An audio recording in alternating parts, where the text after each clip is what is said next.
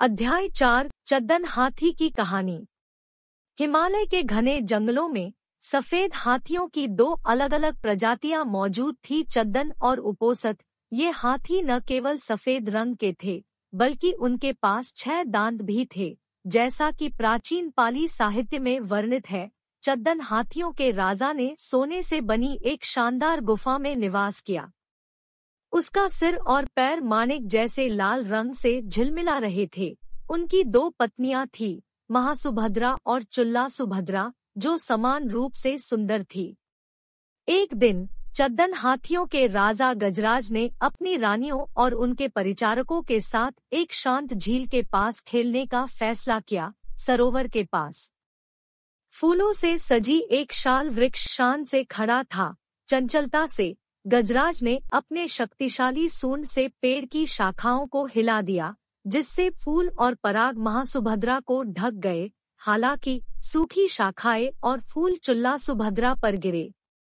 इस घटना को जानबूझकर किया गया अपमान समझकर चुल्ला सुभद्रा ने गुस्से में आकर अपने पति और अपने घर को छोड़ने का फैसला किया।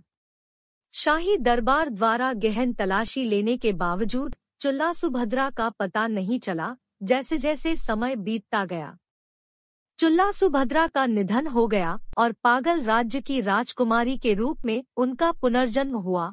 आखिरकार उसने वाराणसी के एक रईस से शादी कर ली। हालांकि चद्दन राजा गजराज के प्रति उसका आक्रोश और रोष उसके नए जीवन में भी बना रहा।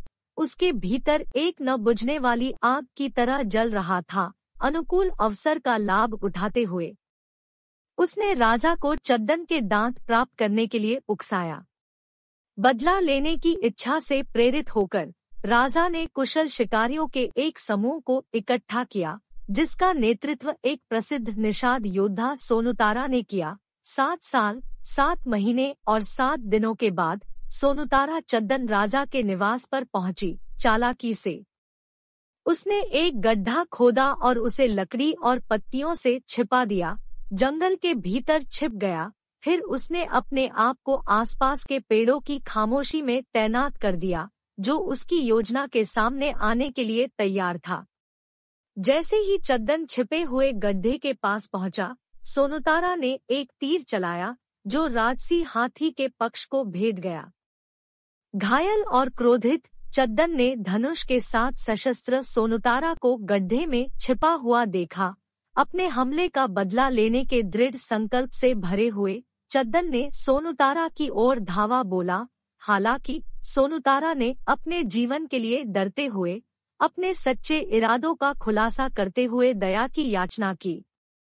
उन्होंने छदंता को अपने आगमन के पीछे के उद्देश्य के बारे में बताया। छदंता के कीमती दांतों की खोज सोनुतारा द्वारा नहीं निकाले जा सकते। चद्दन ने अपनी शक्तिशाली सूंड के साथ अपने स्वयं के दांतों को अलग करने का साहसी निर्णय लिया, बड़ी पीड़ा और बलिदान के साथ। चद्दन ने अपनी बेशकीमती चीजों को अलग कर दिया और अपनी चोटों के आगे घुटने टेकने से पहले उन्हें सोनुतारा को सौंप दिया। सोनुतारा अब चद्दन के दांतों को लेकर उन्हें रानी चुल्ला सुभद्रा को भेंट करने के लिए वाराणसी लौट आई।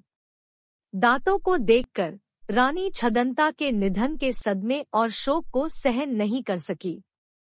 दुख से व्याकुल होकर वह गिर पड़ी और उसने अंतिम सांस ली। छदंता की कहानी, उनके महान बलिदान और प्रतिशोध के दुखद परिणामों ने एक स्थायी प्रभाव छोड़ा, जिसने उन सभी को याद दिलाया जो बदला लेने के दायरे में आते हैं।